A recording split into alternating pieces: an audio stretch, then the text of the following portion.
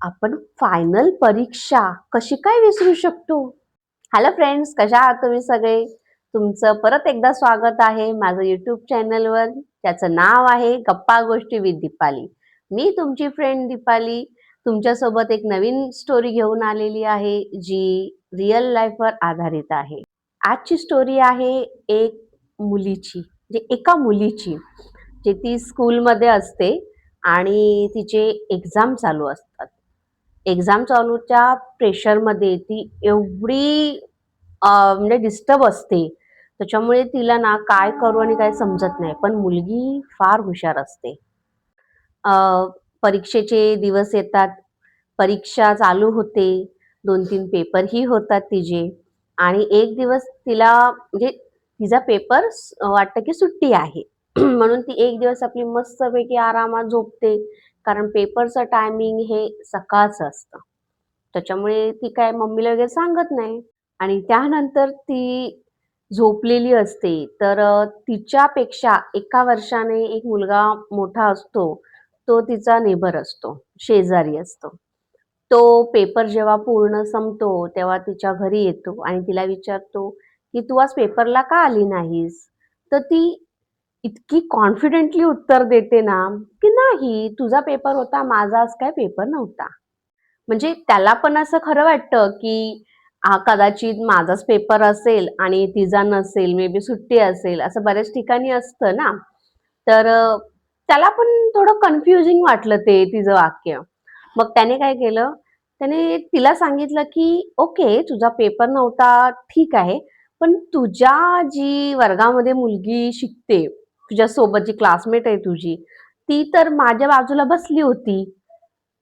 मग हे जेव्हा तिला समजतं, याच्या पुढची स्टोरी तुम्हाला ऐकायची आहे ना, तर प्लीज माझ्या चॅनलला लाईक, शेअर आणि सबस्क्राईब करा. मी अशाच नवीन-नवीन गोष्टी तुमच्यापर्यंत घेत असते. आणि तो जेव्हा तिला सांगतो ना, की "बाबा तुझा पेपर आज होता." म्हणजे ती पूर्णपणे विसरलेली होती, की तिचा पेपर होता.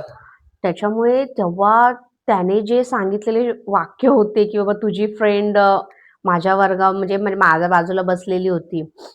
तर तेव्हा तिला इतका शॉक बसतो. तेव्हा तिला कळतच नाही हे कसं होऊ शकतं?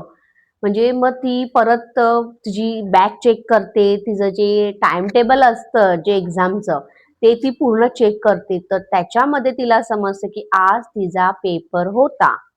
त्यामुळे ती जेव्हा टाईम टेबल बघितल्यावर तिला जो म्हणतात ना धक्का बसला, म्हणजे विचारच करू शकत नाही. कारण आणि ती फायनल एक्झाम होती. नॉर्मल असते तेव्हा कसे ॲडजस्ट मार्क्स होतात. पण फायनल एक्झाममध्ये फेल तर फेलच असतं. तर ती खूप रडायला लागते म्हणजे खूपच. तेव्हा मग तिच्या मम्मीला ही गोष्ट सांगते, की "मम्मी माझ्यासोबत असं झालंय, की आज पेपर होता, पण मी पूर्णपणे ब्लँक झाले आणि मला माहीतच नाही. मी ह्याच विचारात आहे, की माझा पेपर उद्या आहे." त्यामुळे तिची मम्मी पण तिला सांगते, की "आता काय रडू नकोस, आपण सरांना जाऊन भेटूया." आणि सरांना जेव्हा जाऊन ती लोकं भेटतात, तेव्हा सर पण शॉक होतात, की तुझ्यासारखी इतकी ब्रिलियंट मुलगी कसं काय असा विचार करू शकते, की आज पेपर नाहीये? मग सर पण तिला समजवतात, "ठीक आहे, की तुझा नेक्स्ट डेचा जो पेपर आहे" म्हणजे कसं असतं, हिस्ट्री, जिओग्राफीचे जे आपले पेपर्स असतात, त्याचे मार्क्स कसे हाल्फ हाल्फ असतात ना. तर तिचा हिस्ट्रीचा पेपर सुटलेला असतो आणि मग जो असतो जिओग्राफीचा. मग त्या पेपरमध्ये सर सांगतात, की तुला आता काहीही करून पूर्णपणे 40 आउट ऑफ 40 त्या पेपरमध्ये मार्क्स येणं गरजेचं आहे. आणि त्या पेपरमध्ये जेव्हा तुला 40 आउट ऑफ 40 येतील, तरच तू ह्या एक्झाममध्ये पास होशील. मग तिच्याकडे जरा होप होती, की बाबा मला खूप अभ्यास करायला पाहिजे आणि उद्याचा पेपर माझा कसाही करून क्लिअर झाला पाहिजे. आणि तिने खूप मेहनत पण घेतली त्या पेपरसाठी आणि जेव्हा तिचा रिझल्ट आला, तेव्हा ती पास झाली होती. म्हणजे बघा, मुलांनी कधी एवढं टेन्शन घेऊ नका अभ्यासाचं, की जेणेकरून तुमचा पेपरच तुम्ही विसराल.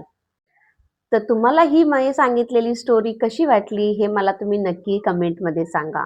आणि तुमच्या आयुष्यामध्ये जेव्हा असे नवीन-नवीन किस्से घडलेले असतात आणि जे आपल्या लाईफवरती, सत्य घटनेवरती आधारित असतात, तर त्या स्टोऱ्या मला तुम्ही माझ्या कमेंटमध्ये सांगत जा किंवा एखाद्या टॉपिक विषयी जर तुम्हाला माझ्याकडून ऐकायचं असेल तर त्या टॉपिकचं नाव सुद्धा माझ्या कमेंटमध्ये मेन्शन करत जा. तोपर्यंत बाय.